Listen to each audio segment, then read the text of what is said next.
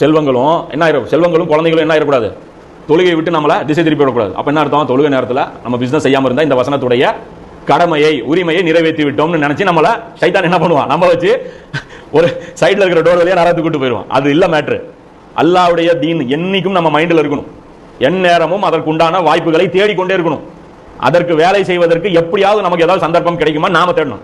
சிலர் கேட்கறாங்க நம்மகிட்ட, கமெண்ட்ஸ்ல வருது, நாங்க என்ன பண்றது அல்லாஹ்வுடைய தீனை மேல வைக்கிறதுக்கு. ஒரு ஓவராலா நம்மளால சொல்ல முடியாது.